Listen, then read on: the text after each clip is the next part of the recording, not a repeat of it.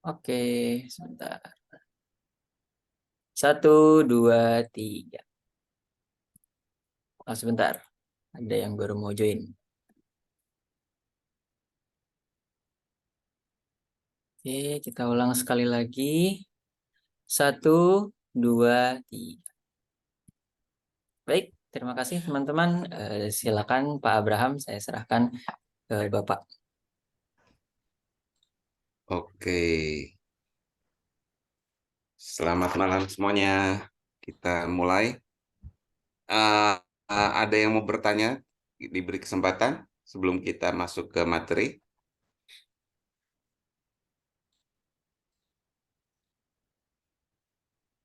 Mungkin ada yang coba. Tadi siang ada yang japri gitu ya. Tidak di grup. Tentang teknik bagaimana caranya menulis range tanggal gitu ya di RPA-nya. Nah, mungkin kalau teman-teman yang lain, apakah ada yang sudah coba dan ada kendala?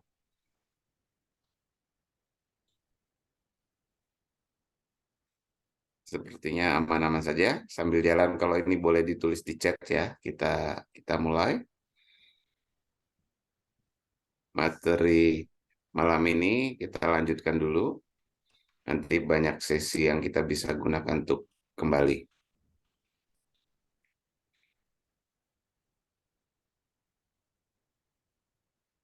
Oke. Kita akan coba melihat di tentang debugging.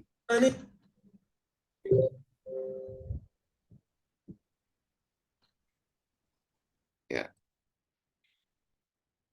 Jadi setelah kita bisa bikin otomasi, gitu ya, bikin workflow kita. Kemarin workflow kita ada 3 jenis yang kita bisa pakai. Aktivitas yang sifatnya sekuensial, atau aktivitas yang berupa flow control. Di situ banyak decision makingnya, apakah dia mau lurus, apa mau balik lagi, apa mau kembali ke turun ke bawah misalnya ya. Untuk melompat itu kita bisa pakai flowchart. Sedangkan kalau yang sequential urutannya kita bisa pakai sequence. Sedangkan yang berhubungan dengan satu stage dengan ke state berikutnya atau tahapan-tahapan yang sifatnya lebih modular, kita bisa menggunakan state machine. Nah, di dalam kita melakukan otomasi, mungkin kita akan ngalamin logik yang keliru gitu ya. Artinya secara bisnis proses, outputnya tidak sesuai dengan harapan. Nah, fungsi untuk kita menelusurin itulah kita dengan namanya proses debug. Gitu ya. Jadi fungsi debug ini akan berguna untuk kita memverifikasi di setiap aktivitas inputnya benar atau salah gitu ya. Lalu outputnya sesuai dengan diharapkan atau tidak. Jika kalau saya inputnya A, harusnya outputnya adalah B gitu ya. Nah, itu kita bisa cek lewat proses debug gitu. Jadi kita bisa ngecek waktu dia baca file, setelah dibaca filenya seperti apa. Ya, lalu waktu iterasi dari setiap tahapnya, iterasinya hasilnya betul atau salah. Gitu kita bisa cek. Kalau ada masalah, maka kita bisa berhenti, kita break, kita lakukan koreksi, kita ulang lagi hingga prosesnya sesuai dengan harapan. Ini ada satu tools di Ribbon, yaitu namanya debug gitu ya. Kalau kemarin kan hanya run file. Nah, kita ada mode debug untuk kita bisa melakukan cek setiap step dari otomasi yang kita buat. Ya. Jadi ada satu tab di sini namanya di toolbar kita atau di ribbon bar kita ini, kita bisa disediakan fasilitas untuk debug. Kita bisa debug project, kita bisa debug satu file atau satu source XAML. Ya, kalau kita tadi debug project, maka dia akan mulai dari awal project itu jalan di main programnya. Ya. Nah, dari kita bisa perhatikan ada fungsi untuk kalau dia ini menuju ke workflow lain atau ke subproses lain, kita bisa step into. Atau kita bisa lewatin, artinya proses di dalam workflow lain itu kita skip, bukan di eksekusinya, tapi di skip proses debugnya, artinya dia bisa di step over, gitu ya. Nah, ada juga proses namanya step out. Kalau kita sudah terlanjur masuk, tapi ada 100 langkah, nah di langkah ke-10 kita rasa, oh sudah betul, kita bisa step out, keluar dari workflow tersebut tanpa harus menjalankan step by step-nya. Ya, ada proses juga retry di tahapan tertentu waktu kita debug kita bisa rubah nilainya lalu kita bisa paksa dia untuk retry. Ya, di sini ada fungsi untuk retry. Ada step yang kita bisa ignore, kita lewat atau kita bisa ulang kembali. Ya, jadi ada banyak hal yang kita juga bisa fokus. Kita ada di aktivitas mana nih? Ada di elemen mana? Nah, nanti kita bisa juga diarahkan kita di elemen tersebut. Ya. Lalu ada opsi namanya breakpoint.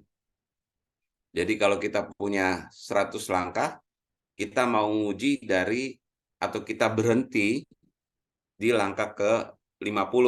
Nah, di langkah ke-50 atau di aktivitas yang ke-50 kita bisa tambahkan namanya breakpoint.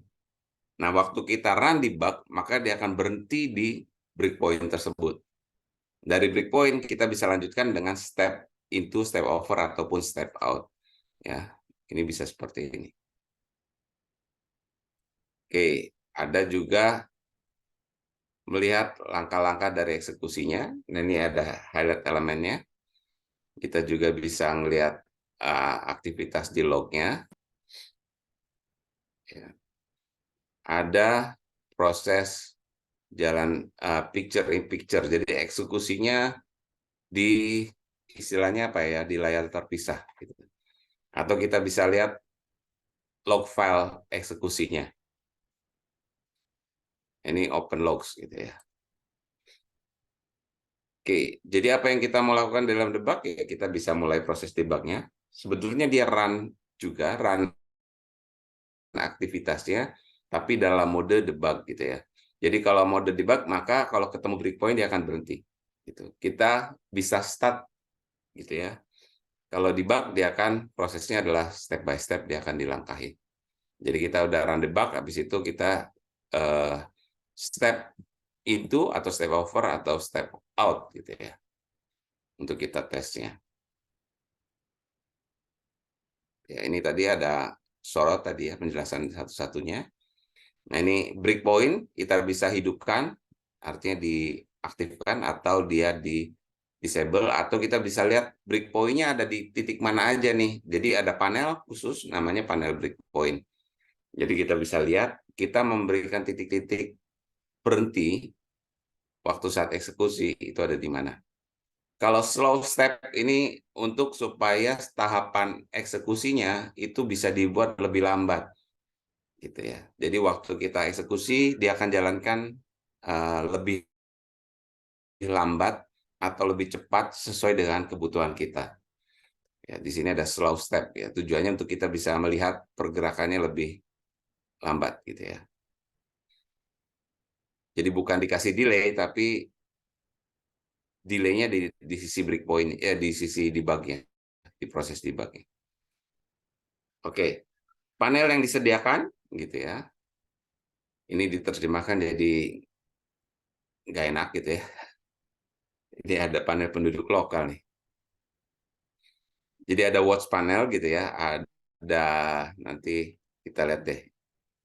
Nanti ini watch panel yang ini ada lokal panel gitu ya. Ada call stack di sini. Nomor 2 ini call stack, ada breakpoint panel, ada panel watch, ada panel yang immediate. Artinya kita bisa lokal panel ini adalah menampilkan semua variabel atau elemen yang kita gunakan. Jadi waktu di step itu ini berhubungan dengan variabel apa saja, dengan argumen apa saja, dengan elemen apa saja, lalu kita bisa lihat properti dari elemen itu waktu runtime terjadi gitu ya. Jadi kita bisa lihat, oh ini labelnya sudah berubah, oh variabel saya sudah berganti, oh variabelnya udah ada isinya gitu ya. Jadi ini lokal panel. Jadi melihat semua variabel properti dari gitu ya, dari objek atau elemen atau activity gitu ya, yang sedang aktif saat proses eksekusi tadi ya. Kita contohnya di step 5 itu adalah panelnya adalah aktivitas untuk step into. Jadi kita bisa lihat juga teksnya apa gitu ya. Lokal panel tadi, bukan lokal penduduk gitu ya. Jadi lokal panel ada juga ada call stack. Jadi ini kita tahu ada di tahapannya di file main, dia ada sedang di aktivitas apa gitu ya. Jadi ini urutannya sampai di posisi di mana dia gitu.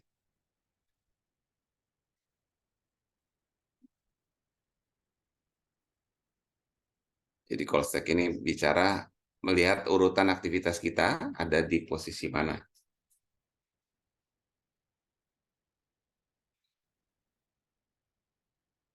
Ya, ini ada breakpoint. Jadi kalau kita punya memberikan breakpoint di aktivitas tertentu, maka kita bisa lihat ada di aktivitas mana saja dan statusnya apakah sudah dilewatin atau belum gitu ya. Ini juga bisa dikasih kondisi. Kalau dia hit berapa kali, baru dia berhenti misalnya. Contohnya dia di breakpoint tapi di dalam iterasi. Jadi kita bisa juga kasih kondisi, kalau kondisinya terpenuhi dia akan berhenti. Ya, jadi breakpoint tujuannya untuk kita mengamatin secara lebih detail di posisi aktivitas yang kita mau cek. Ya, ini ada namanya watch panel, jadi kita bisa bikin, kalau tadi lokal panel itu semua variabel yang aktif di atau berhubungan dengan scope atau objek yang saat itu sedang terjadi. Sedangkan kalau kita bikin watch panel, ini berarti kita daftarkan variabel apa saja yang kita mau cek atau properti dari satu aktivitas yang kita mau cek. Itu kita bisa tambahkan di watch panel. Nanti value-nya kita bisa lihat. Ya. Sedangkan yang immediate itu biasanya kalau kita mau ngetes suatu variabel atau suatu ekspresi, kalau saya punya variabel A, kalau variabel A itu saya operasikan, bisa jadi concat, bisa jadi join, bisa jadi substring, kita bisa langsung lihat nilainya jadi apa. Nah, itu kita bisa tuliskan kode atau perintah untuk kita bisa langsung operasinya di sini. Jadi bisa menampilkan nilai tertentu atau melakukan operasi tertentu. Ya, seperti sama dengan plus, minus, bagi, join, atau kita panggil dengan metode tertentu yang bisa kita pakai. Jadi direct evaluasi suatu nilai gitu ya. Nah, tadi kalau yang di lokal itu kita juga bisa rubah nilai properti secara runtime. Lalu kita bisa retry gitu ya. Oke. Ini beberapa yang sering terjadi di otomasi, elemen tidak ditemukan. Biasanya kalau ini berhubungan dengan UI. Contohnya kita suruh ngeklik suatu tombol, tapi tombolnya tidak ada atau berubah elemennya. Nah, otomatis ini akan menjadikan otomasi kita gagal. Nah, tadi constraint dari sisi waktu yang umumnya ya tadi elemennya belum selesai ke load, jadi belum ada atau ada perubahan dari sisi program yang diakses. Kalau dia bukan program yang sifatnya seperti ERP, kalau ERP relatif lebih konsisten, kecuali dia dalam tahap development, sehingga tampilannya berubah, posisinya berubah. Nah, ini bisa jadi masalah di dalam otomasi. Kira-kira latihan debugging seperti itu. Kita coba, oke ya, ini topik kita hari ini debugging sama error handling ya.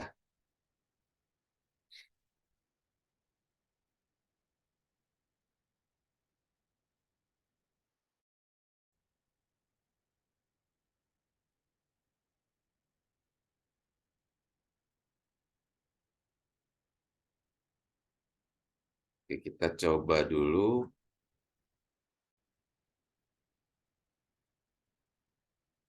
Ini jenis-jenis activity. Saya coba sharing singkat di sini aja. Ini aktivitas yang ada di UiPath yang kita bisa pilih kalau memang modulnya belum ada. Ya tadi yang berhubungan dengan sistem activity untuk di otomasi dia defaultnya pasti kita. Ini yang berhubungan dengan UI. Kalau kita ada aplikasinya berbasis Citrix atau terminal bisa pakai. Atau kita yang berhubungan dengan OCR atau translate gitu ya. Ini juga kognitif kita bisa pakai kalau kita cek nih. Tidak semuanya free, tapi mayoritas free. Ya, ada yang berhubungan dengan password atau kredensial. Jadi kredensial ini salah satunya adalah kalau kita nanti berhubungan dengan harus login ke Windows, nah kita bisa simpan password kita atau akun kita itu di dalam namanya Windows Credential. Ya, ada activity yang berhubungan dengan Excel, ya ada yang berhubungan dengan input gitu ya, ada email, ada berhubungan dengan PDF, ini ada terminal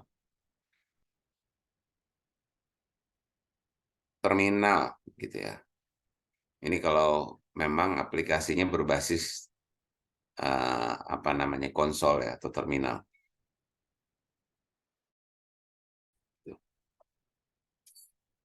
Lebih cenderung nanti dikombin dengan dicek apakah objeknya sudah ada image di situ, kita bisa screening lalu dia nanti akan dikombin dengan OCR. Atau yang berhubungan dengan web, ini ada yang pakai JSON, pakai API, itu juga bisa digunakan. Ya, ini ada aktivitas yang lain juga, ada juga yang kita berhubungan dengan akses ke database gitu ya, ada yang kriptografi, ada OCR, ada berhubungan dengan exchange gitu ya, FTP. Ini nanti kita tinggal pilih. Nah, yang paling umum yang sejauh ini saya pakai adalah dengan Google Suite. Jadi Google Suite itu contohnya dia bisa berhubungan dengan Google Sheet, dengan Google Drive. Jadi kita bisa naruh file kita di Google Sheet, lalu kita bisa akses di Google Sheet, gitu ya. Atau kita juga nanti mengupload file kita gitu, di Google Drive. Jadi kita bisa combine di sini. Nah, OCR yang biasanya kalau dia udah kompleks, dia umumnya berbayar. Ya. Ini OCR, ada yang juga berhubungan dengan aktivitas aplikasi berbasis Java, biasanya ini tools-nya harus terinstall, default-nya sih sisanya bisa dipakai. Ya. Ini idenya memanfaatkan kode Java gitu ya, kalau kita ada kode-kode library Java yang mau dipakai. Ini dengan Q, ini diterjemahkan jadi kegigihan nih. Ini pakai Google Translate. Ya, jadi kita bisa pakai antrian atau queue di orkestrator. Ya, yang suka pakai Python juga sudah ada, Salesforce juga ada kalau yang berhubungan dengan marketing. Ya, SAP juga ada, tapi ini juga pasti perlu izin ke adminnya untuk bisa setup pluginnya dari sisi SAP-nya juga bisa di-allow gitu ya. Ada banyak aktivitas yang kita bisa pakai gitu ya. Ada macam-macam, ada Microsoft dengan 365, Azure, Google Vision gitu ya. Ini semua yang berhubungan dengan remote desktop juga bisa dipakai. Ini tadi alurnya ini. Aktivitas ini materi awal harusnya, tapi di intro ulang. Di contoh kita contoh kemarin yang file kemarin sudah diberikan, ada latihan state machine. State machine juga nanti kita bisa review ulang di pelajaran berikutnya, khusus di materi state machine. Ini contohnya adalah kalau kita punya main program kita seperti ini. Kalau kita jalanin dari main, kita debug, berarti mulainya adalah dari start gitu ya. Jadi kita bisa dari desain kita jalanin debug.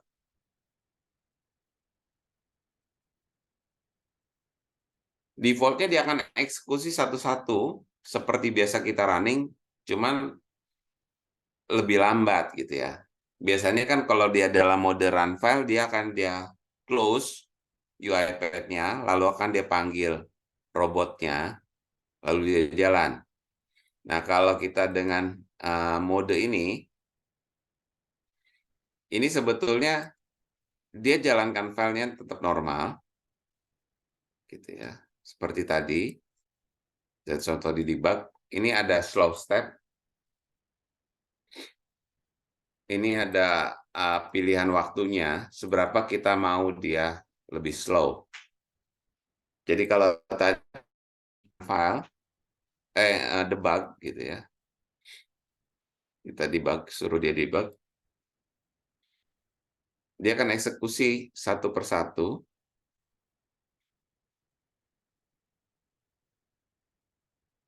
Ya, kalau kurang lambat nih bisa ditambah.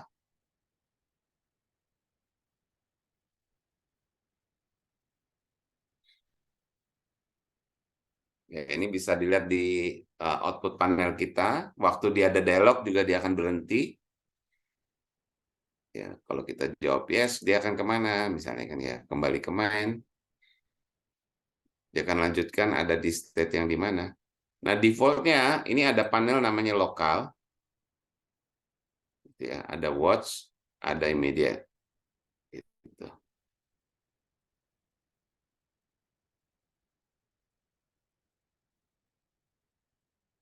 Contoh, ini ada apa nih? Variabel misalnya ya. Ini lokalnya harusnya kelihatan. Di watch, contohnya kita tambahkan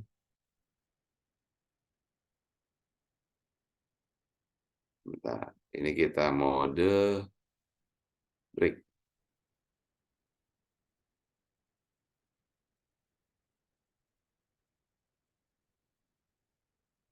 Jadi itu ada dialog pertanyaannya. Nah, ini dia di mode ini dulu nih. Bentar.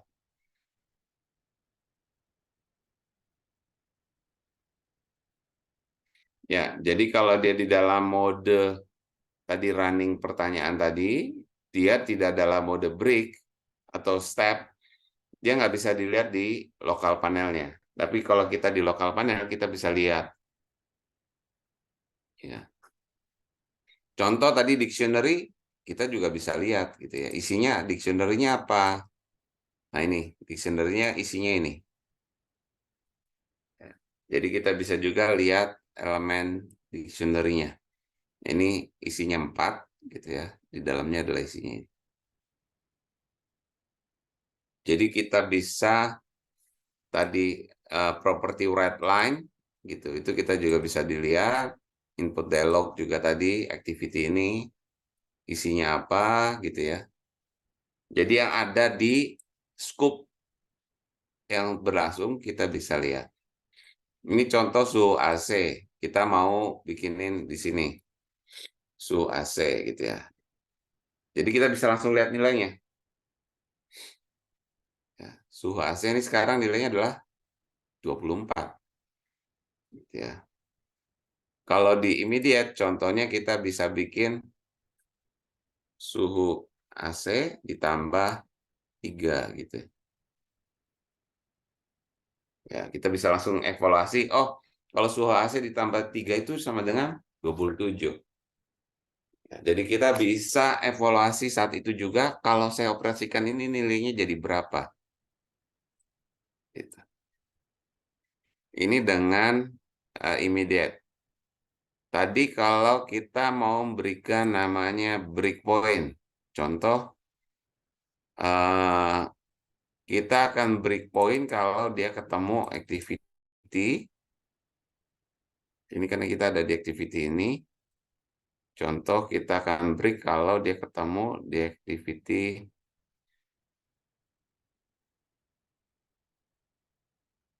ini ya. Ini di sini kita bisa tambahkan activity namanya Di activity ini kita tambahkan namanya breakpoint. Nah, kita akan bisa melihat ada breakpoint apa saja. Nah, ini activity-nya adalah assign. Jadi, sesuai dengan standarnya sangat bagus kalau kita memberi label activity kita lebih readable. Jadi kalau hanya ditulis assign, ini akan membingungkan. Ini akan banyak assign, activity assign yang kita gunakan, maka akan bingung, ini assign yang mana ya? Gitu, assign apa ya? Jadi bagusnya kita memberikan keterangan lebih detail terhadap activity ini. Jadi di properti, jangan lupa di bagian display name, kita bisa rename, kita assign suhu AC, misalnya seperti itu. Jadi kita bisa, atau bahkan, atau set gitu ya, suhu AC, atau increase 1 gitu ya, suhu AC. Gitu. Nah ini kita bisa lebih readable. Oke, kalau kita mau lanjut satu step, kita bisa step into. Tadi kita akan lanjutin di tahap dia tadi terakhir berhenti. Kita lanjut lagi step into misalnya. Dia akan ada di mana nih sekarang tahapannya.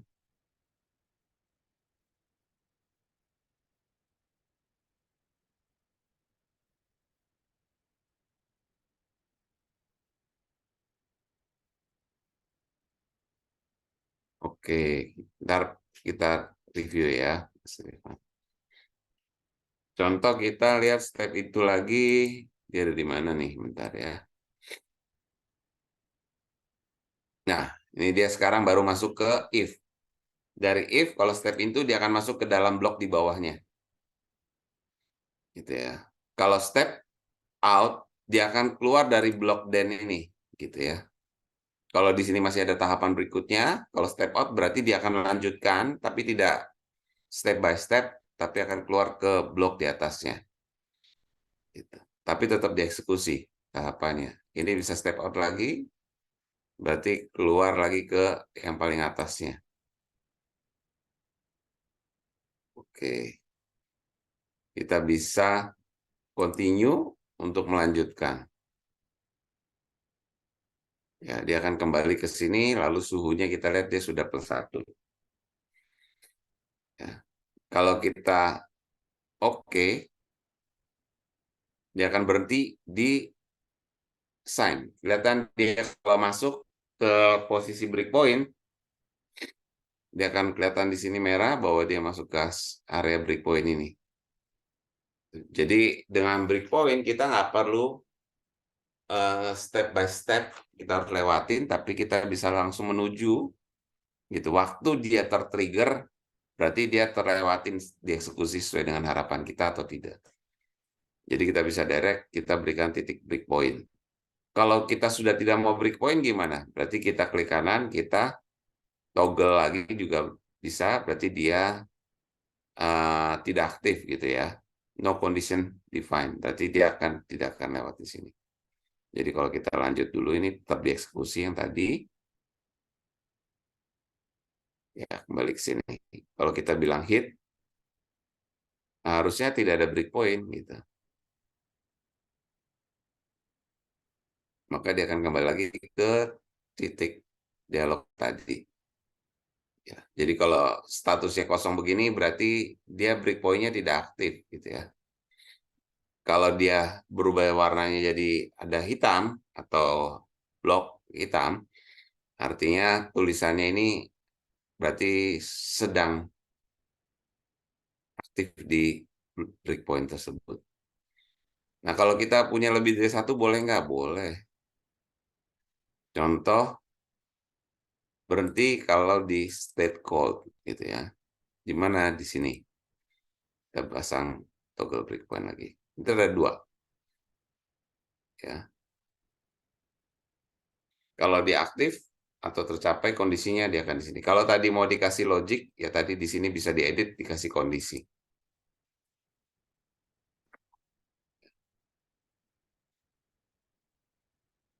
Termasuk variabel tadi, semua variabel juga kalau suhunya sekian, dia masuk ke breakpoint itu gitu ya misalnya. Atau suhunya mencapai titik tertentu, Nah, ini kita bisa kasih kondisi. Ya, atau hit counter.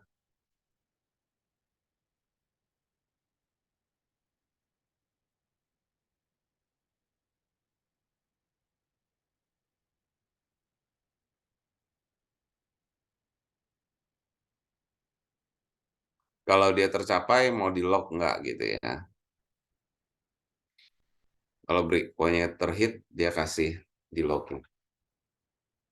Kalau kita mau lihat file log activity-nya, kita bisa buka juga. Nah, ini file eksekusi log yang dilakukan sama UiPath. Jadi setiap kali dia mengeksekusi, dia akan bikin log yang kita juga nanti bisa lihat. Oke, kalau kita mau keluar dari brief, kita bisa stop untuk berhenti dari proses tadi. Ya, kira-kira itu dengan debug gitu ya. Nah, kelebihan kita punya subrutin atau organisasi kemarin kita bagi menjadi beberapa modul. Kalau kita mau mengevaluasi modul tertentu, kita bisa masuk ke contohnya di sini di bagian workflow-nya. Mungkin yang teman-teman sudah download latihan kemarin bisa coba dijalankan. Kalau dijalankan berhasil apa tidak gitu ya.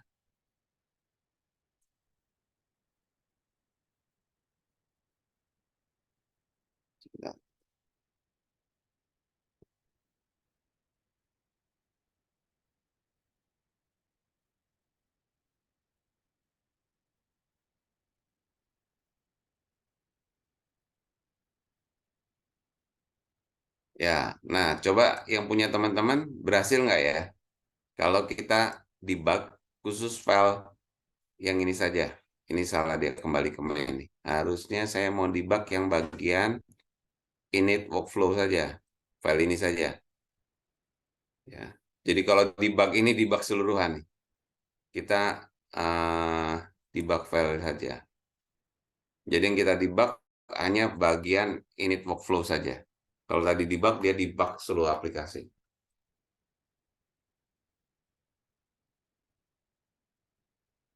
Oke.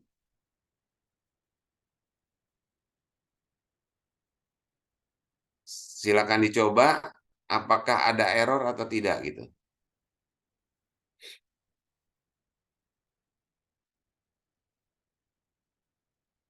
Dari file yang kemarin silakan dijalankan gitu.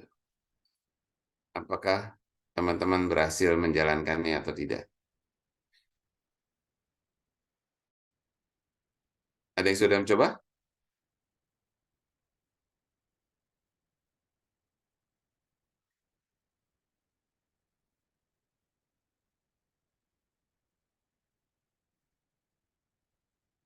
Adakah yang sudah mencoba? Filenya ada di share di kemarin di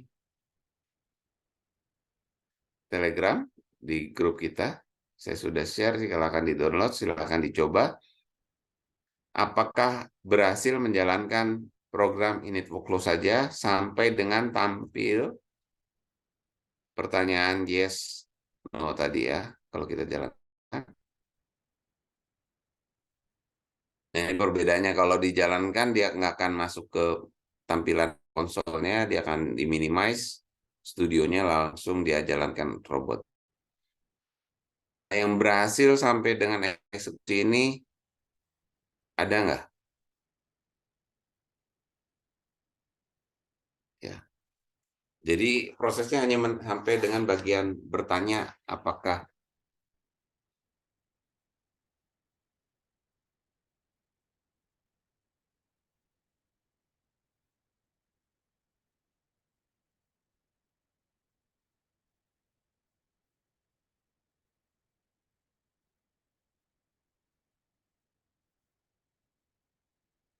halo. Ini kita sekarang belajar untuk kalau ada error, kita bisa cek errornya kenapa, lalu kita perbaiki.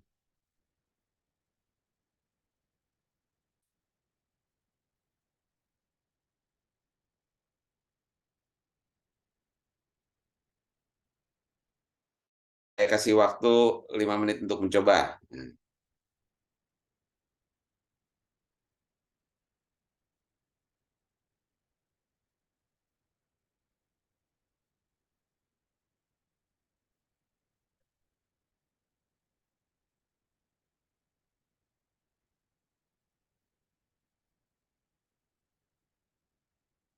Kalau tidak dicoba, tidak tahu nih.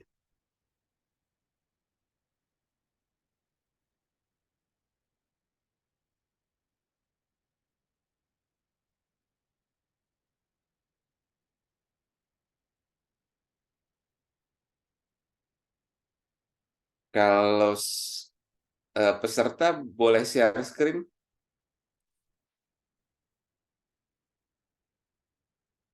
Boleh, Pak. Nah, Mas Rifan boleh, Pak Rifan boleh coba di-share kali ya problemnya.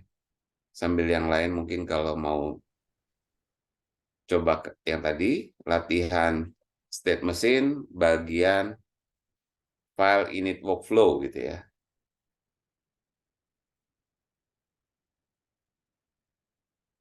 Case-nya Pak Rifan boleh dicoba di-share.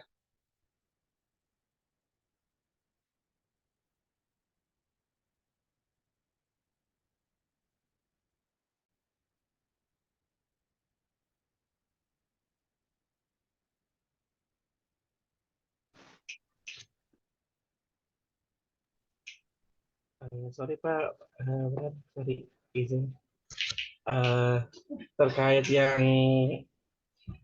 masalah saya yang dokumen itu browser, Ya, saya coba ini kan di website kantor saya. Kalau di sini saya lagi di rumah nggak bisa oh nggak buka bisa Pak. akses ya. Iya, lagi nggak bisa. Kira-kira saat contohnya mirip apa ya sebentar. Saat kita klik elemennya itu, dia muncul yang lain seperti itu. Kayak kita mau buka aplikasi website apa gitu, dari home-nya, dari rumahnya, Mm-mm. klik misalkan untuk list presensi misalkan. Ya, Saat kita klik list presensi, dia muncul pop up, bukannya di tab yang sama, mm-mm. tapi pop up ke new Windows, new Windows Ya. Chrome. Itu Tapi gimana ya Pak? selalu kalau kita klik dia pasti lari ke situ ya Pak. Betul. Dan di akhirannya juga dia ada kayak key-nya gitu, Pak, berubah-ubah dia. Oh. Opsinya eh, opsinya paling namanya itu Pak. Kalau dulu kalau di versi lama activity-nya tuh attach attach browser. Ini kan Bapak berhubungan dengan browser ya. Kan defaultnya Betul, open Pak. browser. Lalu kita jalanin aktivitas tapi ternyata dia buka halaman lain kan gitu ya. Betul. Nah, kalau aktivitas lama itu pakai namanya attach browser, tapi kan attach browser di modern activity tidak ada. Jadi semuanya distandarkan namanya adalah use application or browser. Jadi Bapak kasih aktivitas use application and browser lalu diklik lagi tuh bagian itunya, halamannya. Nah, kalau itu aktivitasnya mau diulang-ulang, berarti kita buat supaya dia dinamis gitu, Pak. Cara untuk dinamisnya itu kasih apa ya, Pak? Soalnya belakangnya itu berubah-ubah dia untuk URL-nya. URL-nya berubah-ubah ya, path-nya ya. Kita Betul, contohnya apa ya? berubah-ubah.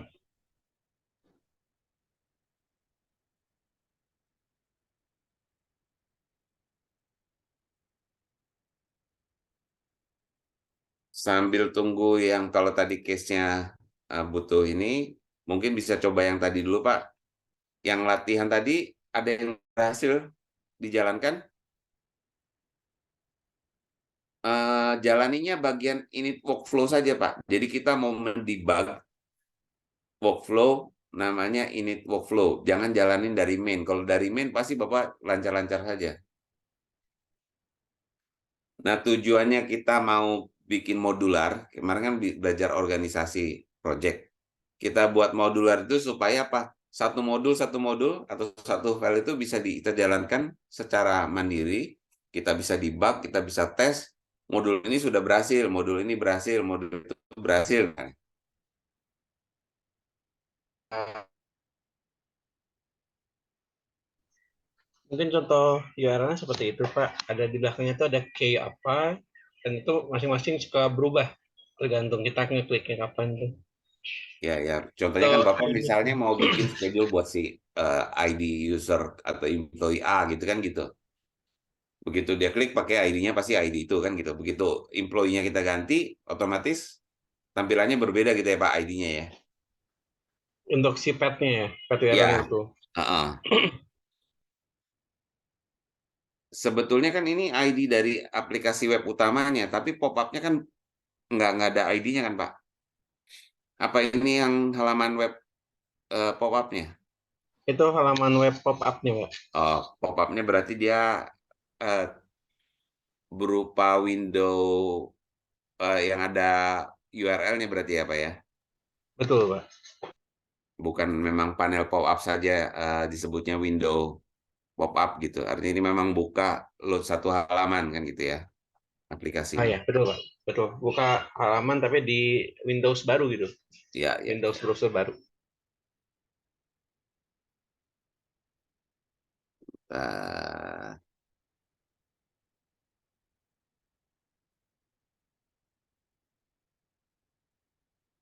yang web umum apa ya?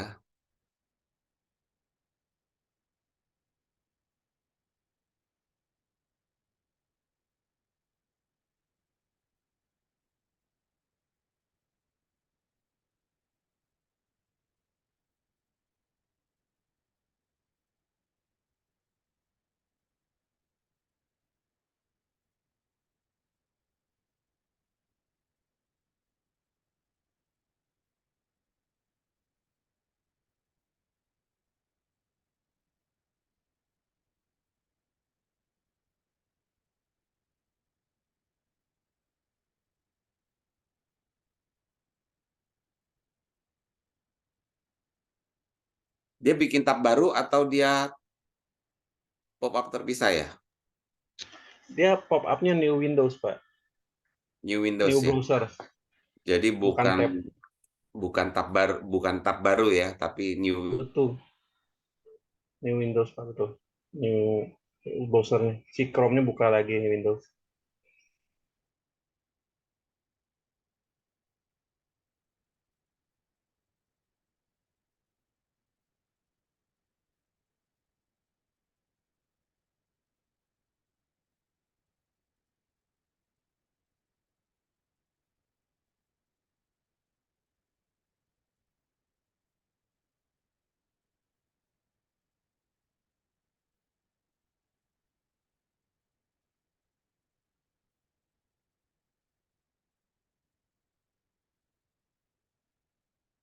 Yang tadi yang coba init workflow sudah ada yang berhasil coba?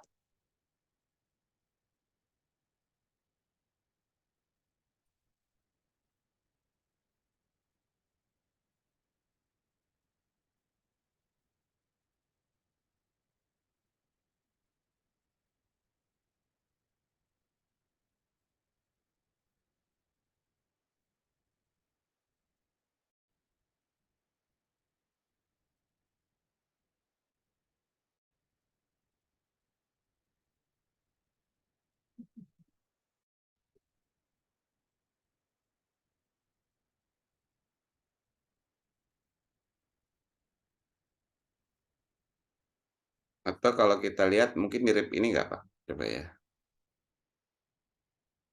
Ini di iPad, webnya di iPad. Kalau saya klik sesuatu, dia akan buka. Kalau kebetulan ini tab baru, apa? Di tab baru gitu kan? Nah, iya, betul, Pak. Jangan kira-kira Seperti begini itu. ya. Kalau saya klik misalnya akademi gitu nih, misalnya training, dia kan buka nggak lanjut di halaman yang sama gitu kan? Mirip ini ya. Cuman Iya, bedanya dia di browser baru gitu kan? betul, Pak. Ada yang error. Nah, errornya kenapa? Yang lain ada error apa berhasil nih? Apa Pak Taufan saja?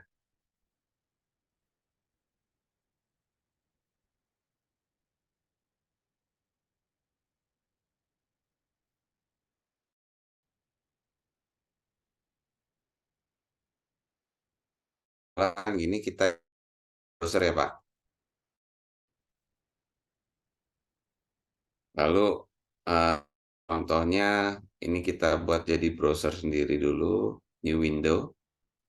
Ini contohnya kan kita ada di halaman ini, forum.uipath.com webnya ya. Dia suruh indicate.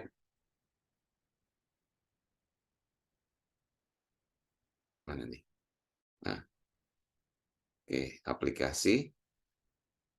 Oh, kok belum terinstall? Oke. Oh, sebentar, sebentar.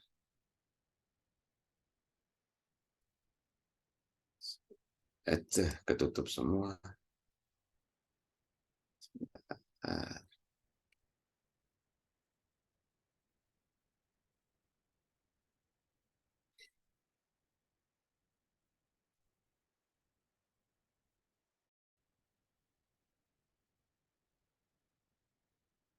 kita ulang, petnya ke sini.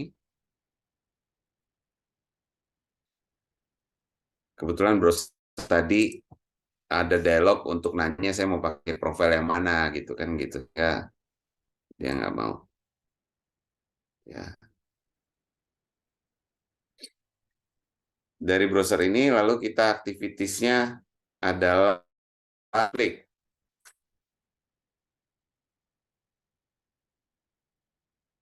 Yang pertama adalah kita mau klik di dokumen di akademi terus training gitu ya Pak ya. Misal saya bikin indicate,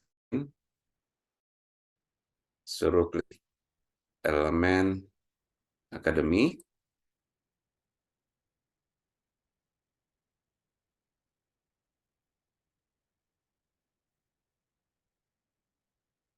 Oke, kita tes validity-nya.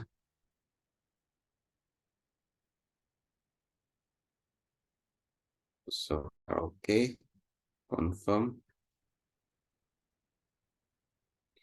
Lalu saya suruh klik lagi.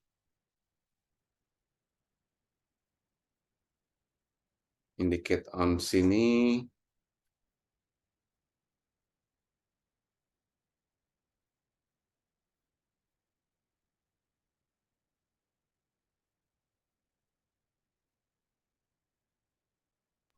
F2 dulu nggak ya, Pak? Bentar, ya harusnya di F2 dulu. Oke, udah muncul.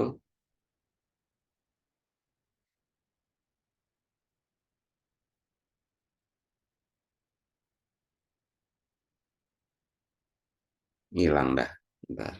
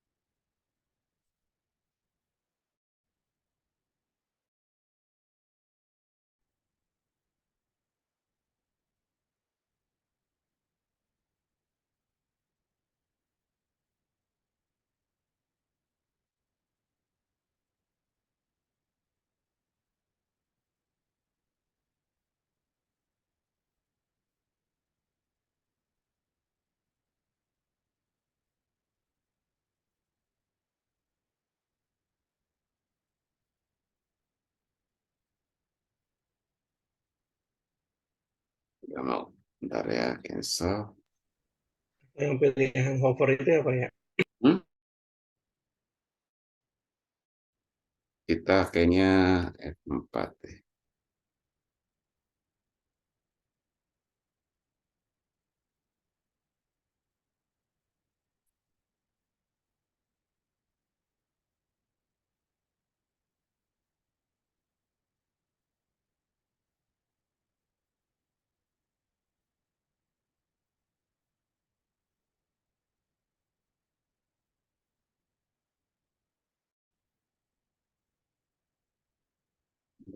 Ini tombolnya.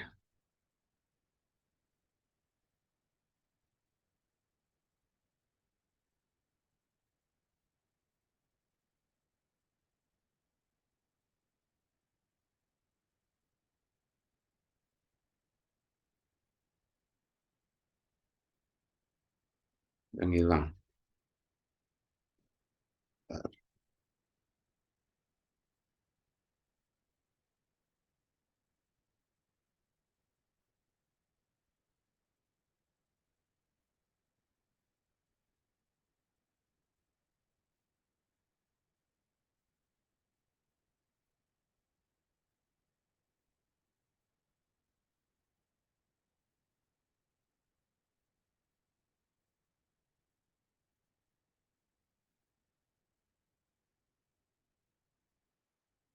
Hmm,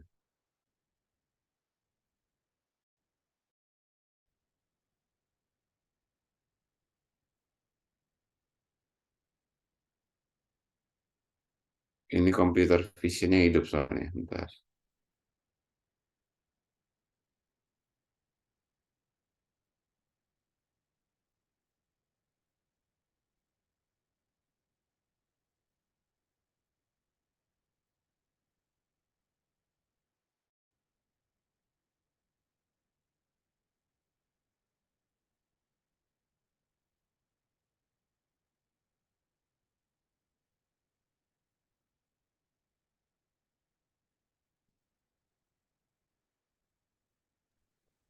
Pak Abraham, sorry, Yes, mungkin pakai F6 kali ya Pak untuk munculin hover. sebentar ya.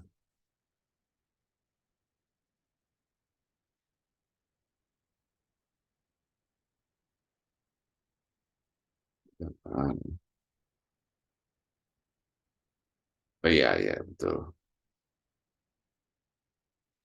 Betul, betul.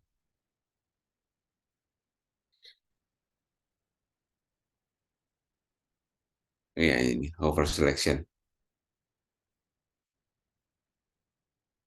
Nah, tadi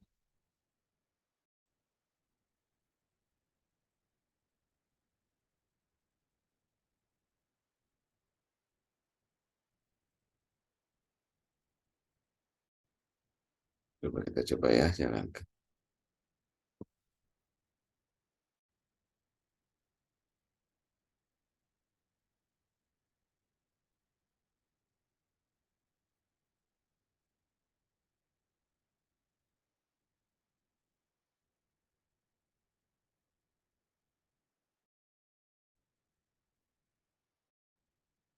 Oke,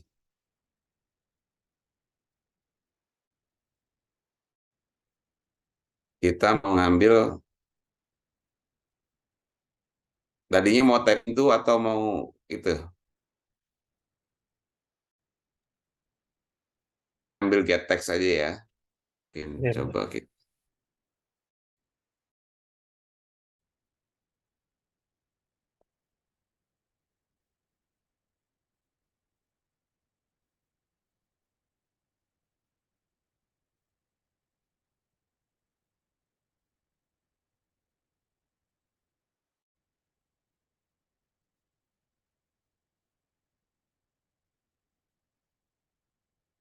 ke variabelnya Ctrl K,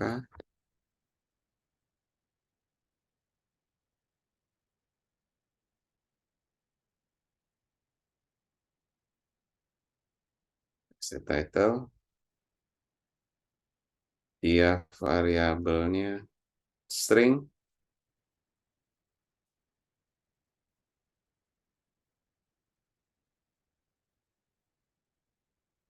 message block,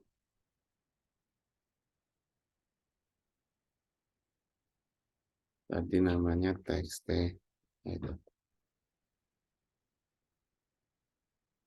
Oke, asumsi browsernya kita tutup semua.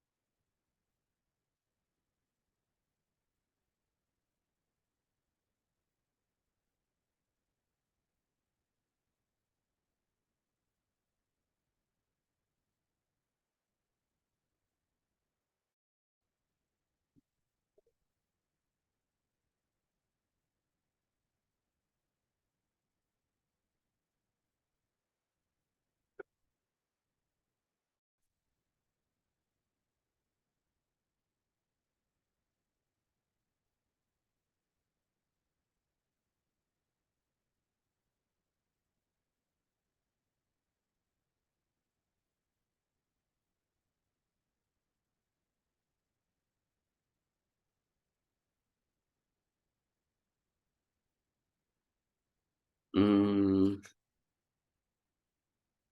nggak ketemu gitu ya.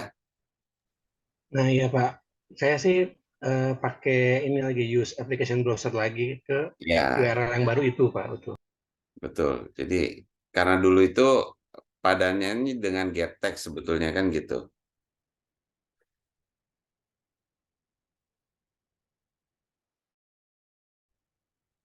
Tapi kita bisa ambil seperti ini.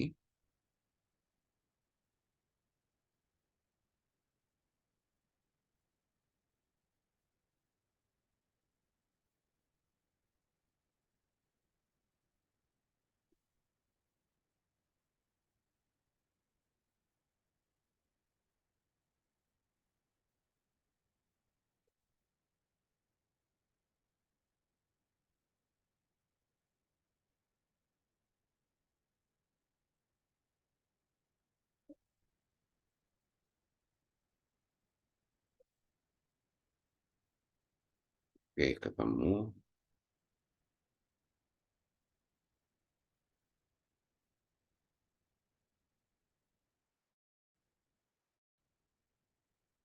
Coba tutup.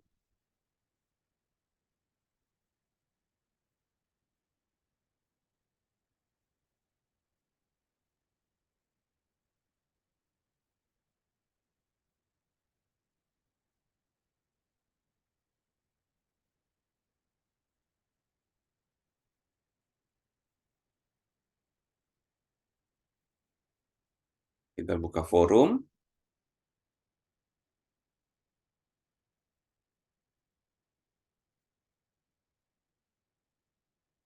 Klik ada ini training.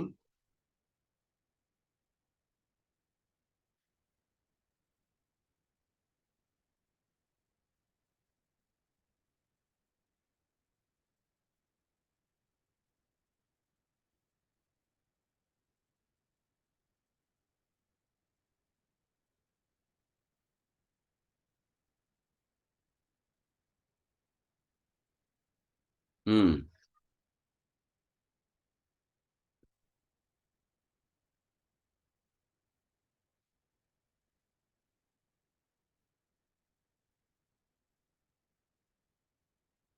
similar match found. Apa aplikasi Anchor Pak? Bisa jadi. Kalau terlalu banyak yang mirip. Ya, jadi.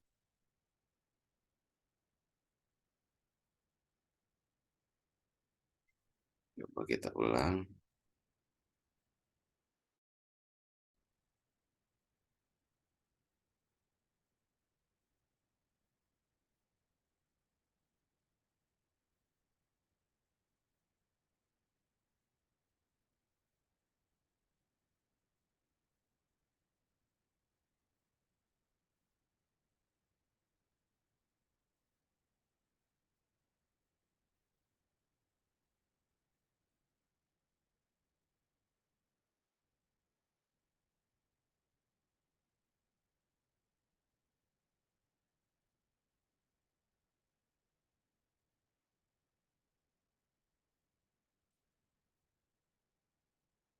Oke.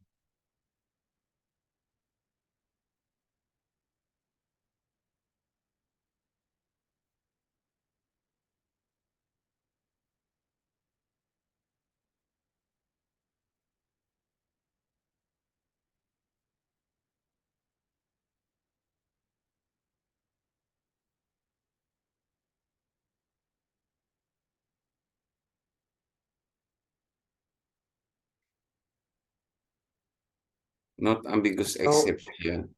mungkin boleh coba diklik aja Pak. Kalau get text kayaknya elemennya kebanyakan Kenapa, kenapa? simbolnya. Apa dicobanya dengan klik aja Pak, jangan get Oh, text. oke. Iya, ya lebih. Tapi Pak, gini Pak, ini kan kita academy.uipath.com ya, itu kan Hmm. nggak berubah-ubah nih belakangnya. Nah, kalau misalkan Nah, yang seperti kayak saya tadi, kalau yang belakang-belakang yang berubah itu, ya kalinya seperti apa ya Pak? sebetulnya nanti di Setiap sini klik ada dia namanya, uh, ada namanya target selector sebetulnya kan gitu. Ya. Nah, ini ada selektor nih. Ini kan sebetulnya dia baca misalnya yang title-nya ini gitu kan. Jadi kalau dia judulnya bisa beda-beda, berarti kita bisa ganti tuh nanti. Ini ada URL-nya misalnya path-nya berubah. Jadi kita mesti lihat nanti elemennya dia. Jadi kalau kita lihat di sini,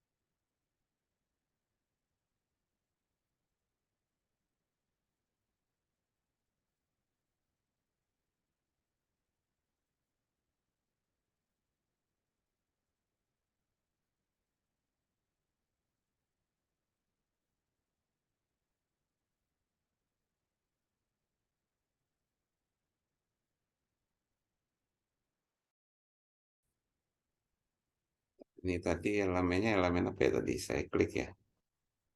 Eh, sebentar, sebentar. Use application.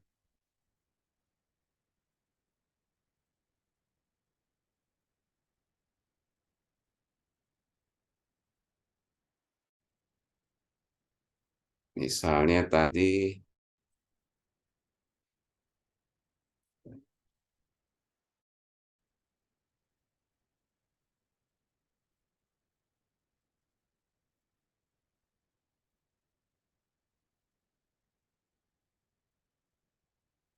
di sini kan udah pakai fuzzy logic sebetulnya ya.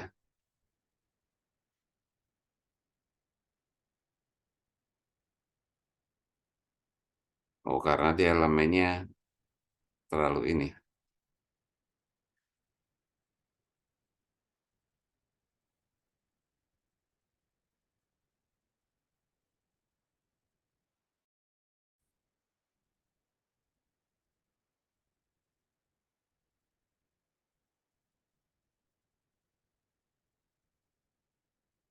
Karena ini tadi teksnya berubah-ubah.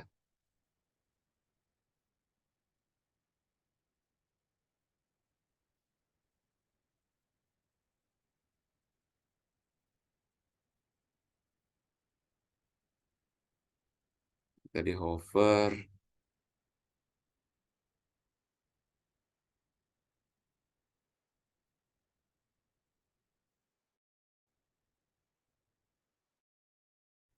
Kalau dia teks, sepertinya teksnya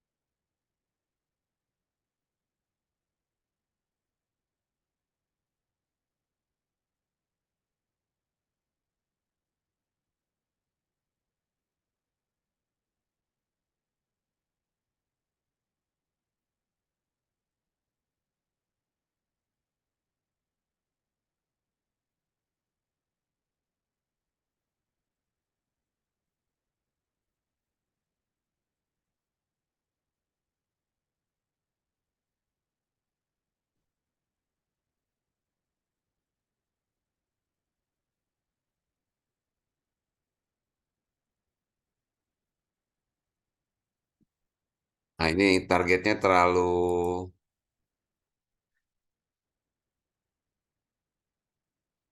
kalau dipakai fuzzy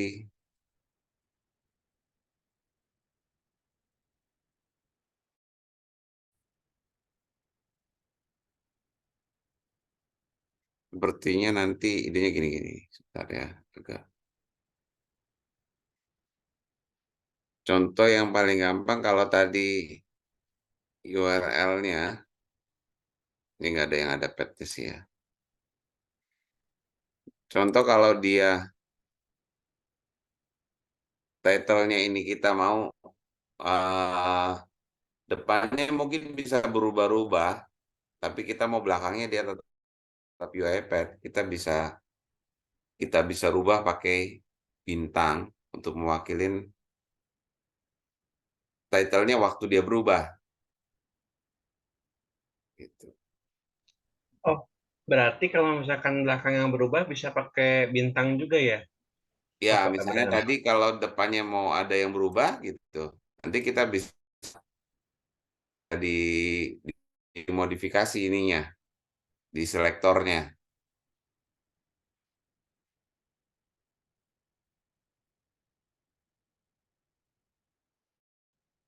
Harus case-nya lebih baik kalau memang case yang ini ya.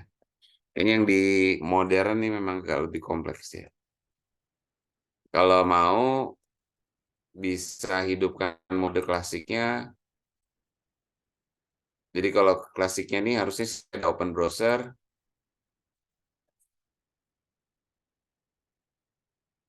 Gitu ya. Ada open browser, ada nantinya attach browser gitu ya. Ini kelihatannya ngambilnya lebih gampang gitu. Tapi kalau pakai ini dengan yang modern nih computer vision-nya hidup gitu. Dia tergantung dia pemahaman dia membaca semua elemen di webnya. Gitu. Nah kalau kita tadi bisa tes browser tadi kita bisa dia masuk ke halaman yang berikutnya atau halaman lain. Kita misalnya pada waktu pindah title-nya apa gitu kan gitu. Lalu ada elemen-elemen yang kita mau buat generik misalnya apapun masih bisa diterima misalnya. Atau kita isikan dengan variabel. Contohnya tadi waktu dia buka variabelnya kan berubah. Bisa nggak kita dapat ID-nya, key-nya tadi misalnya. Kita bisa dapat, nah itu kita bisa teruskan ke elemen tadi juga. Jadi nanti spesifik dia pastikan kalau dia buka lagi banyak window dia akan cari yang elemennya sesuai. Nah nanti kita bisa coba exercise ini ya. Kalau Pak Rifan lagi test case di aplikasinya ya. Oke, baik Ya, Pak. itu bisa Terima nih kasih Pak. banyak ya Ya, Pak Abraham. ini bisa nih. Kalau URL-nya bisa diambil, bisa dilihat, kita bisa ini.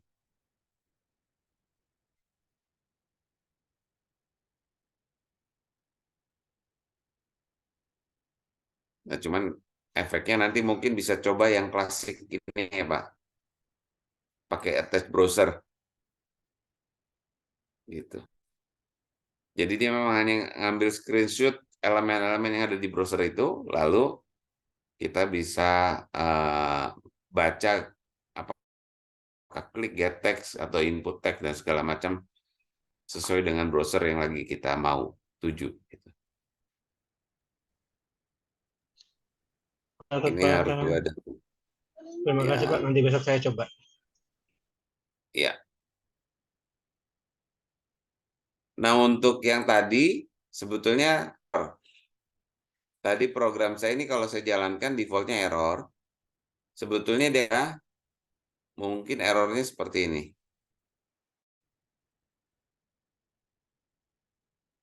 Nah, yang ini saya disable.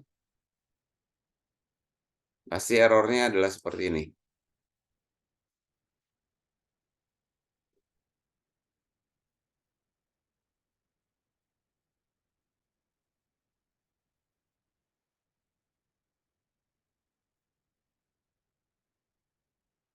Di error gitu ya. Karena objeknya belum ada. Kenapa objeknya belum ada? Karena di sini kita ada argumen config itu adalah in out diambil dari luar. Dengan harapan di luar itu sudah diinisialisasi. Karena ini objek dia harus di create dulu di new objek instannya baru bisa dipakai. Nah, karena itu supaya kode di dalam sini juga bisa kita testing, maka kita bisa, ini tadi untuk comment out, jadi untuk aktifkan kembali, saya bisa enable kembali, Ctrl E, Ctrl D. Di sini saya bikin if, kalau config, ini tadi variabel argumennya adalah config, kalau config is nothing, lalu dia suruh untuk setup.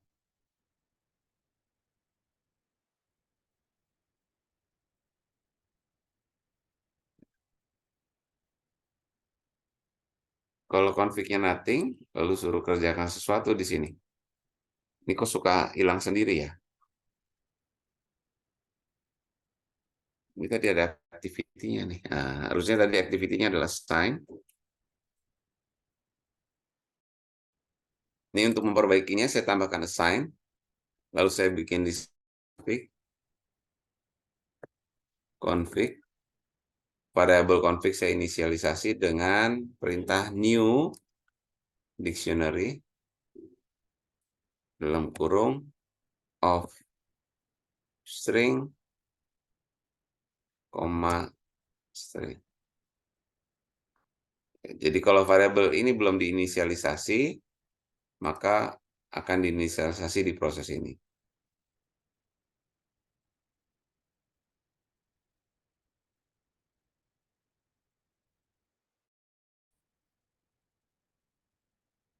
Oh, ini salah typo ya.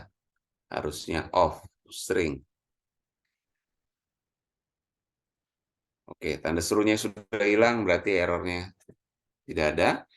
Jadi bagiannya hanya menambahkan ini. Dan ini bisa di-run khusus bagian init workflow-nya saja. Jadi dengan kita bikin dia modular, maka kita hanya bisa tes bagian itu saja.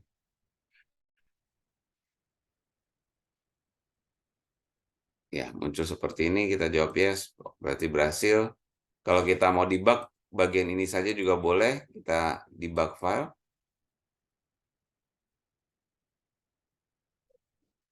Dia akan masuk, dia baca workbook-nya. Ya, kalau dia masuk ke step berikutnya, berarti dia nothing-nya tadi dieksekusi karena dia config-nya dijalankan. Dia write line, looping, ya dari step-nya baru muncul sini dialog, dia berhenti. Kalau saya jawab yes, proses berhasil sampai dengan membaca log. Gitu. Jadi bagian ini kita bisa edit satu bagian. Mau kalau dia state mesin bisa nggak? Bisa juga. Gitu. Jadi membuat organisasi kita menjadi modular itu tidak harus dia state mesin gitu ya. Aplikasi yang biasa juga, project biasa, kita bisa gunakan full sequence tapi dia dimodularkan, bisa juga. Intinya untuk memanggil file project yang lain adalah dengan memanggil dengan invoke workflow gitu ya. Variabel yang kita mau passing ke dalam sini kita taruh di argumen gitu ya. Jadi di workflow yang akan kita panggil kita setting sebagai argumen, arahnya ada in out atau ya. Lalu data ini karena dia in out dia sebagai in dan juga sebagai out. Kalau out saja berarti dia tidak bisa ditulisin di sisi sini gitu ya. Dia hanya tampung aja. Jadi mau nggak mau harus bikin variabel di dalam, diolah lalu ditampung ke variabel outputnya. Seperti ini. Jadi ada direction-nya kita panggil. Nah, variabel ini akan dipakai di main. Ya. Jadi ini perbedaan antara variabel dengan argumen. Oke, ada pertanyaan? Diberi sesi bebas.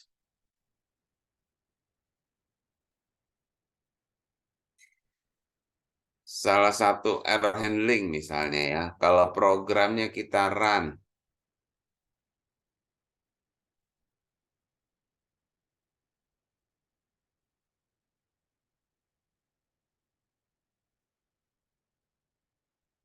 ini kebetulan nggak masukin, pilihannya sudah ditentukan ya. Kalau dia nanti dia harus ada input, berarti kita ada penanganan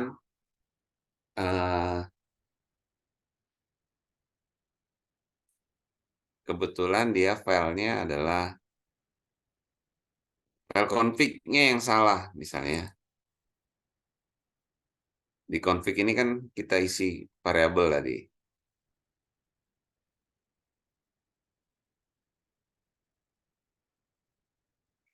Di file config-nya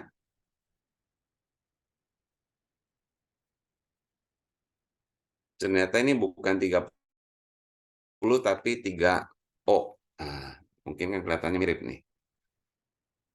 Kalau kita jalanin bagian yang ini, run,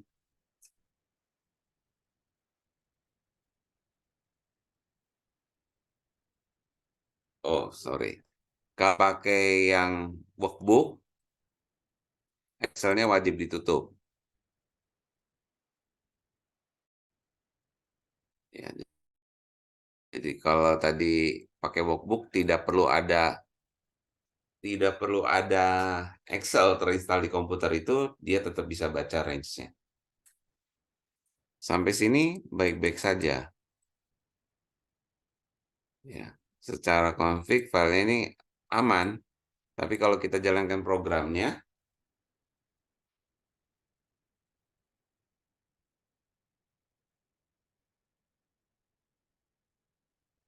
sampai bagian ini oke, gitu saya jalanin, error dia bilang kan gitu. Ini namanya kita nggak punya exception nih kan gitu.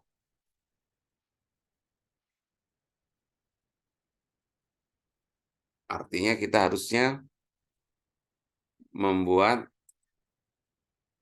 karena tadi tetap dibacanya adalah di suhu di sini,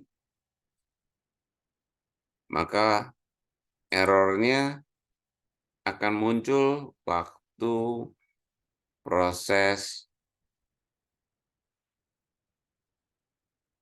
baik ini yang di bagian ini conditionnya,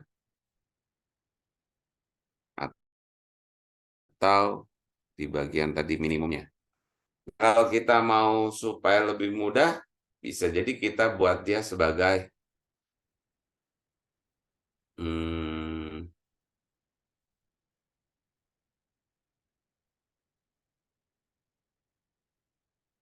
workflow baru ya.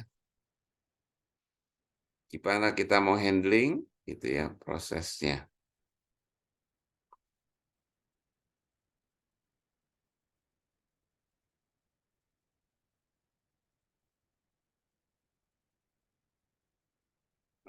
Misal errornya adalah di konversi ini. Kita menangani konversi.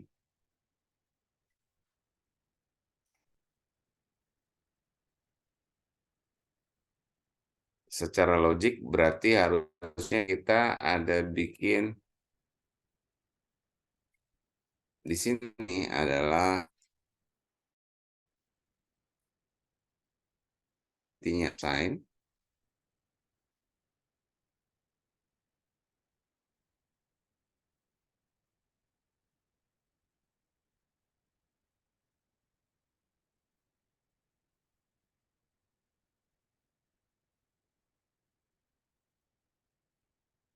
Ini kita bikin variabel khusus di bagian ini saja, di segmen ini, max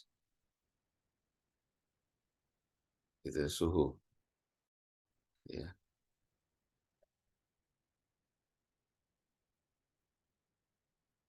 Dia akan baca, max suhu ini default nanti akan menjadi string, kita buat jadi integer.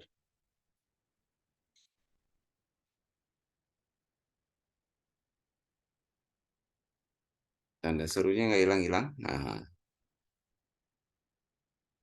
oh, belum saya rubah ini. Tadi saya udah ganti ya. Integer. Oke.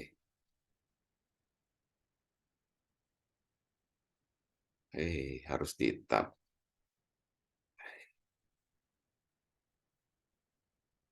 Nah, oke. Max suhu sudah disetting, tapi ini berpotensi masalah. Berarti kita harus surround dengan try catch gitu ya.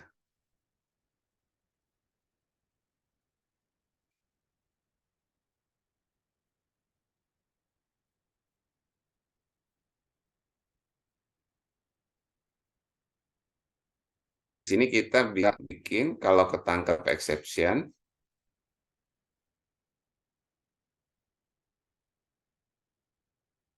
misalnya di sini exception,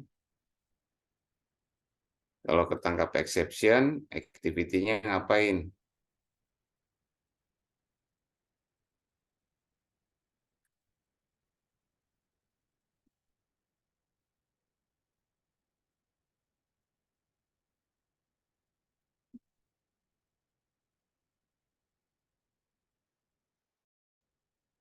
Nah, ini throw exception, message-nya adalah gagal konversi.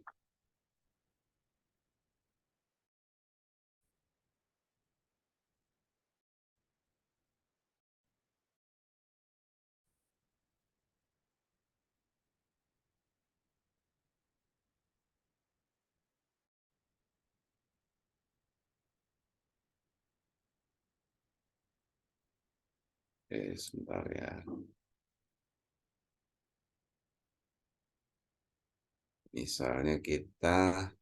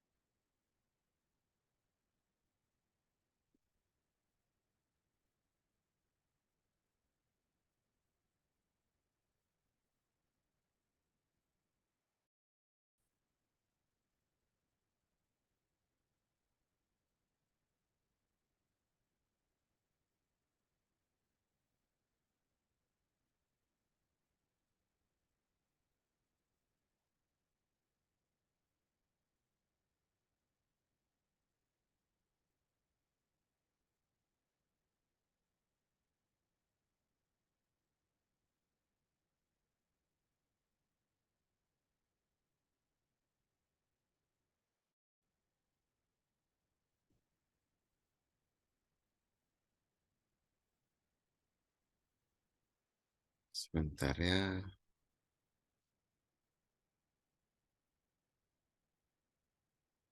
Throw exception.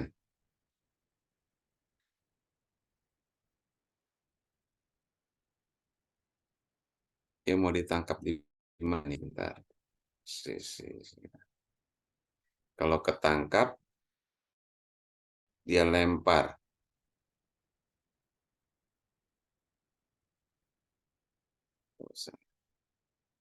Kalau mau dilempar, berarti harus atasnya lagi. Kita kasih ini dulu deh.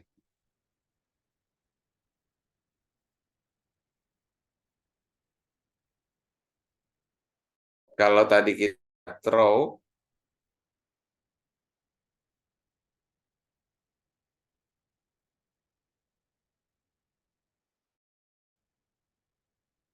dan tidak ditangkap di sini, dia akan, ya, ini bagusnya kita pindahkan, kalau di dalam package-nya,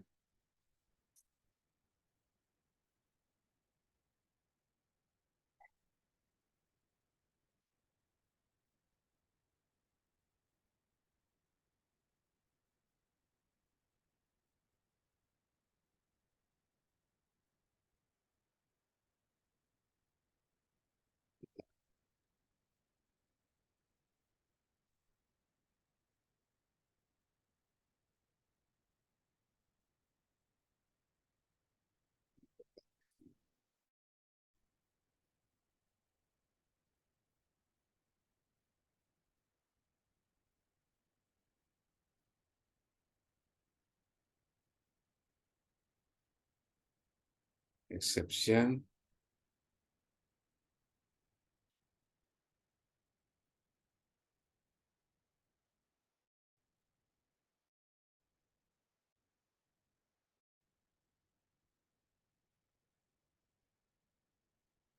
Config error.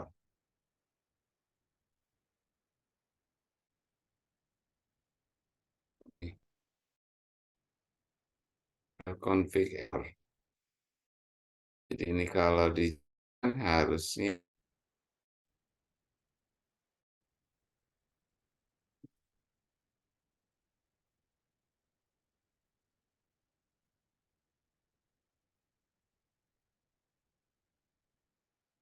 kalau ini di catch gitu ya.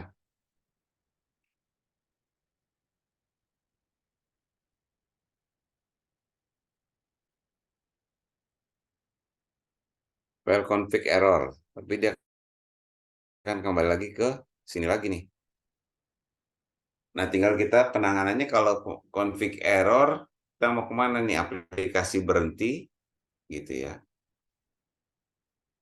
Atau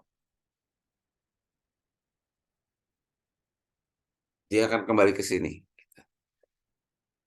Jadi ini logiknya kita bisa buat kalau dia state-nya. Kalau error, harusnya diloncat ke sana gitu kan.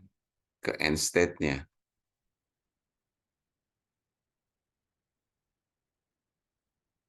Kalau error, dia akan kembali ke state sana.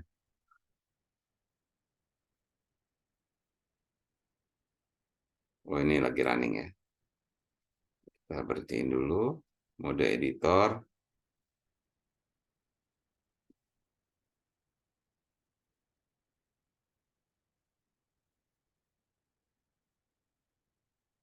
Ini.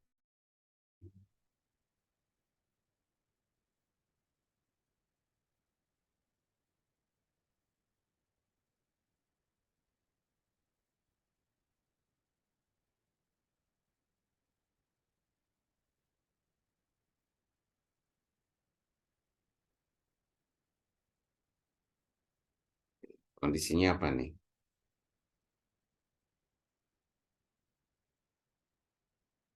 Hmm. Hmm. Hmm.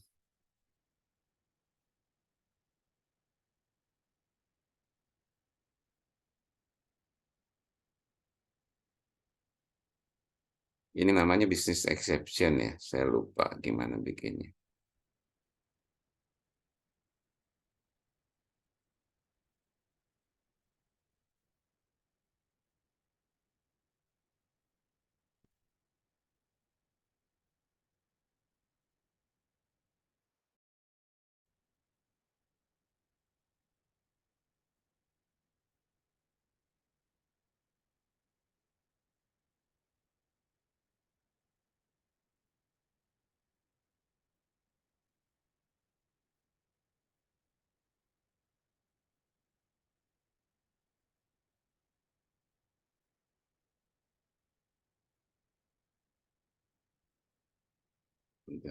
Ada yang bertanya?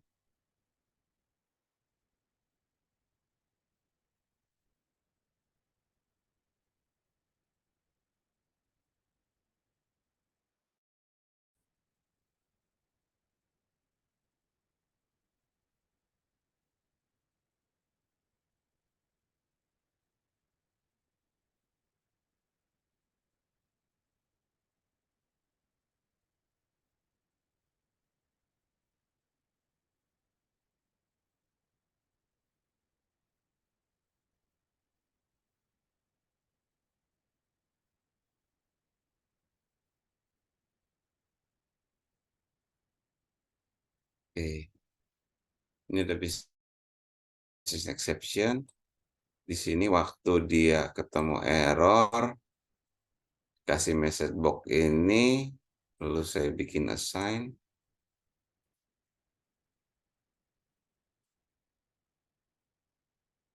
Business exception sama dengan new exception. Ini string, misalnya adalah file config error.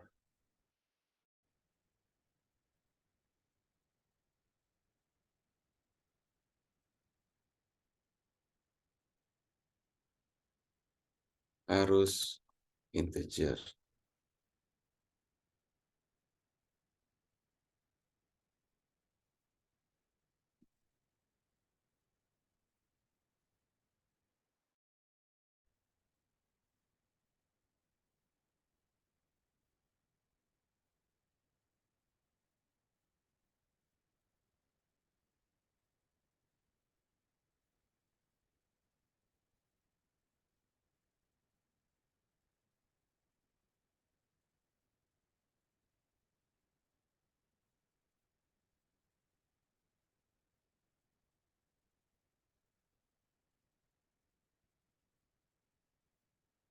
Dulu bisnis exception-nya kembali lagi ke string. Nah, ini. Bisnis exception-nya kita set.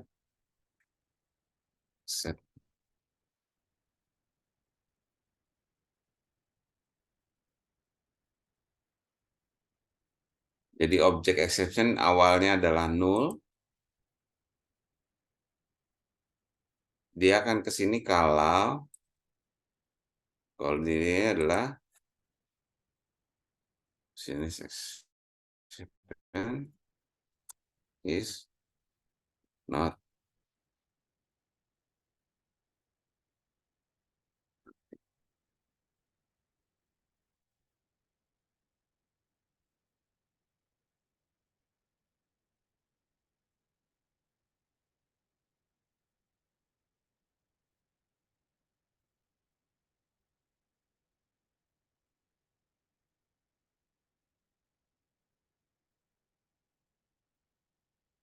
okay.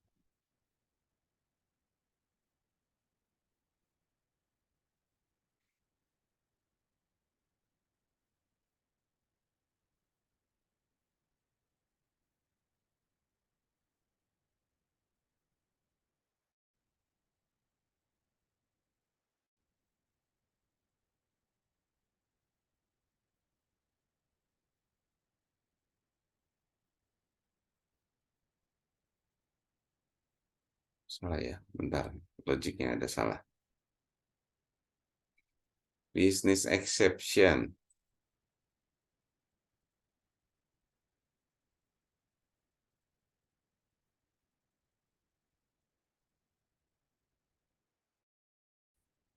Business exception, kalau saya set exception,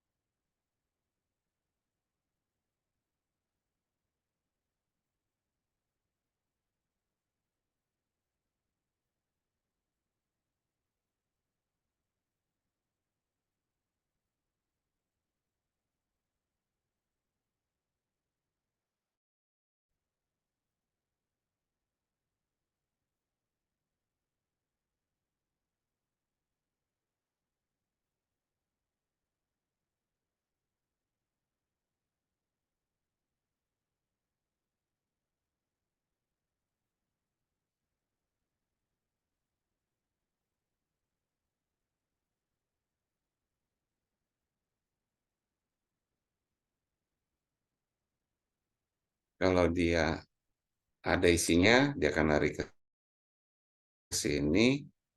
Berarti kalau kondisi yang satunya ini, kalau dia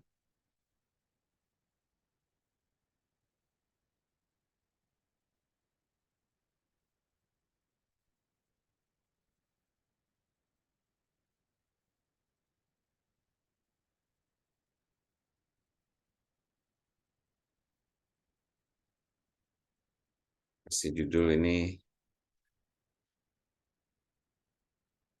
error.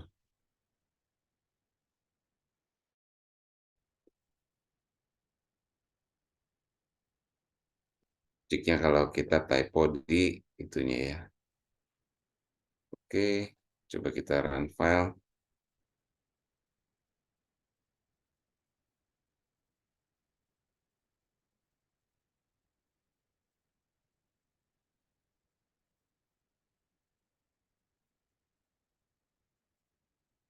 Kalau kita mau pakai throw itu kalau kita pakai workflow, lalu errornya itu kita mau lempar ke workflow yang manggilnya, gitu ya.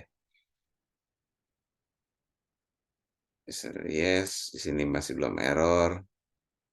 Tapi waktu kita pilih hit error, dia akan workflow file config error. Nah, dia langsung keluar. Ya, terima kasih sudah menggunakan gitu. Atau di sini juga kasih finalnya. Kalau di sini kasih if nih, if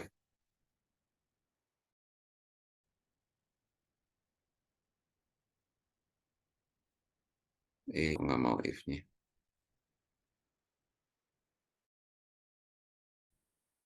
Oke, ini kasih cek.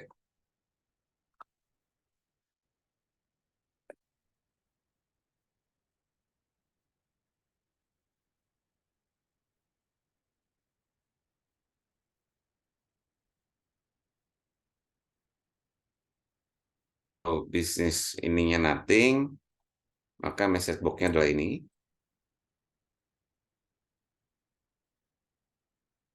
Ya, tadi kalau tidak, maka message box-nya kita buat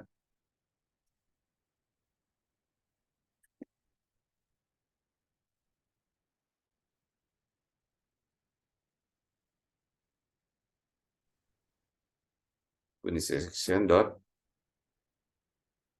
to string. Jadi pesan errornya suruh kita tulis di layar. Jadi ini kalau dia nanti pakai workflow, dia bisa throw supaya lempar ke si pemanggil gitu ya. Karena waktu di catch sebetulnya errornya sudah hilang. Karena ini tadi satu level dengan main, jadi saya nggak bisa throw. Kalau throw itu berarti kalau dia dipanggil di beberapa tahap, dia bisa lempar lagi errornya ke pemanggilnya. Contoh kalau hit tadi gagal, dia akan cek file config error, lalu dia akan pesannya berubah, system exception. Ya, file config. Jadi ini namanya business exception, artinya exception yang kita bisa buat boleh lebih dari satu, bisa bikin variabel sebanyak mungkin sesuai dengan jenis-jenis logic error yang kita mau tangkap. Gitu. Kira-kira seperti itu dengan exception error handling, gitu ya. Yang kita bisa tambahkan waktu kita tangkap kalau ada kondisi tertentu, nah kita bisa buat kondisi tambahannya. Seperti tadi. Kalau error kita tanganin, kalau baik-baik saja ya nggak ada error, gitu. Karena ini terjadinya di file config, maka kita cek waktu baca config, gitu ya. Sebenarnya ini yang lupa, ini harusnya mak suhu gitu ya. Karena ini udah dikonversi ke mak suhu, harusnya dia tinggal baca dari mak suhu ke sini.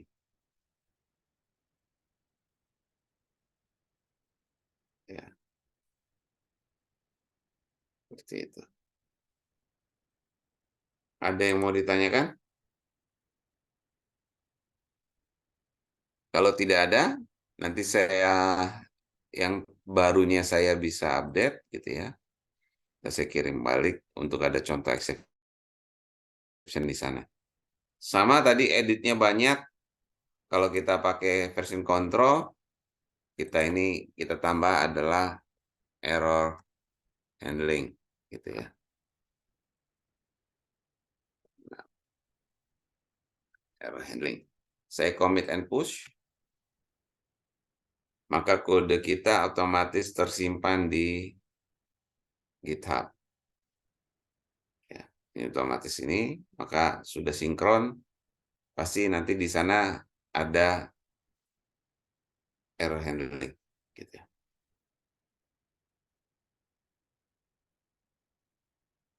Ada yang mau ditanyakan? Kalau tidak ada, saya kembalikan ke monitor. Baik, gimana teman-teman? Ada yang ingin ditanyakan dulu sebelum kita sudahi? Yang baru di sini ada business exception, tipenya adalah exception. Dia sebetulnya adalah objek yang mengandung error message saja. Gitu ya. Karena dia objek, maka dia bisa dibandingkan dengan nothing. Gitu. Is nothing. Cuma tadi nggak bisa tulis is not nothing. Tapi kalau mau not, berarti not-nya di depan. Not, objeknya is nothing. Dia bisa diberi default sebagai objek nothing ya. Empty, kosong.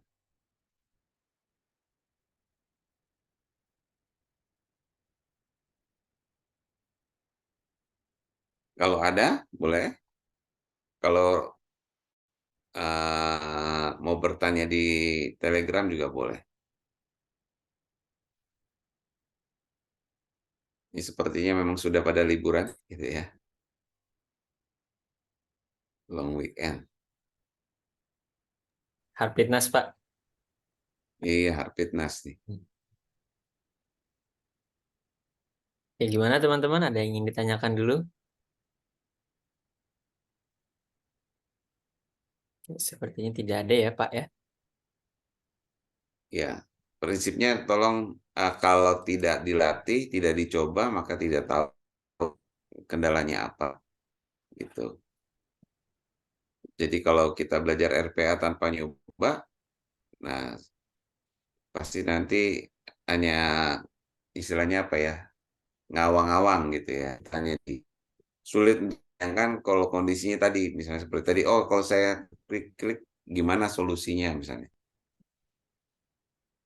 Case-nya yang kalau tadi contohnya Pak Rifan ya kita harus coba di target di situ ya, di settingan elemennya kita bisa atur selektornya, kita buat dia lebih fleksibel gitu untuk ngikutin klik yang kita lakukan.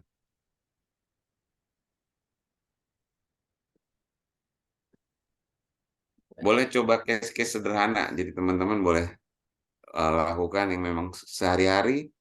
Mungkin Pak ada pekerjaan tapi volumenya nggak terlalu banyak, datanya nggak banyak, boleh diotomasi. Karena dalam rangka belajar boleh, silakan gitu ya. Sepertinya tidak ada. Artinya Mumpung masih pelatihan ya, mumpung masih dalam rangkaian pelatihan, alangkah baiknya benar seperti yang dikatakan Pak Abraham, alangkah baiknya jika sering-sering mencoba, karena dengan mencoba akan jadi tahu juga eh, isu yang akan dihadapi, tantangan yang akan dihadapi, dan bagaimana cara menangininya ya Pak ya. ya, case-case-nya misalnya tadi berhubungan dengan Excel, kalau saya baca Excel seperti apa, misalnya kan gitu. Dengan data table. Mungkin kalau saya baca 2 Excel gimana, bisa nggak? Nah, paling kan kita coba satu-satu nih, baca 1 Excel bisa nggak, baca 2 Excel. Lalu bagaimana menggabungkannya? Nah, kalau di tadi pelajaran data table, activity-nya data table punya apa aja nih? Nah, kita bisa explore tuh. Mungkin kalau di kelas sesi kita nggak bisa juga belajar satu-satu activity kita jelasin nih.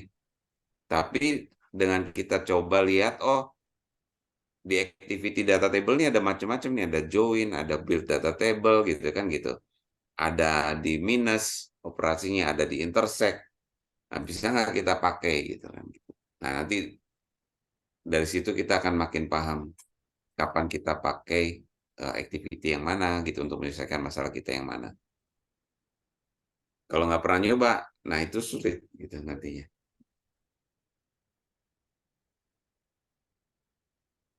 Syukur-syukur aman semua gitu.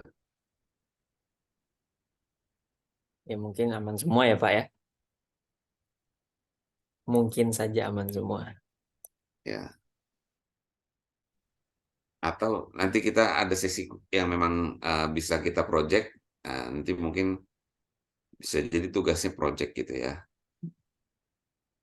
biar nyobain nih. Kalau nggak ketahuan sebetulnya. Teman-teman nih paham apa tidak gitu.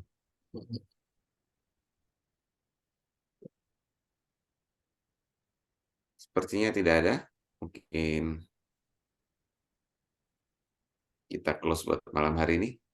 Baik, kalau begitu mungkin kita close saja ya Pak ya. Ya, Oke, terima kasih teman-teman sudah menghadiri live session ke-6. Jangan lupa besok kita langsung sambung live session ke-7 ya. Pada jam 9 pagi. Hari Sabtu besok ya. jam 9 pagi kita langsung sambung live session ke-7. Oke, Besok tentang orkestrator. Ya. orkestrator, betul. Materinya adalah orkestrator. Oke, mungkin sebelum kita akhiri, boleh on cam dulu untuk dokumentasi.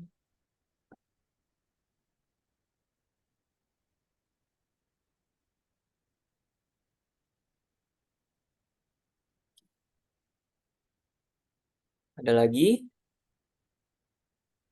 Oke, sepertinya cukup ya. 1, 2, 3. Oke, terima kasih teman-teman sekalian. Sampai bertemu besok. Terima kasih Pak Abraham atas pemaparannya. Selamat malam, selamat beristirahat. Selamat malam, selamat istirahat. Terima kasih Pak Abraham. Terima kasih Sama-sama. Mbak Dita.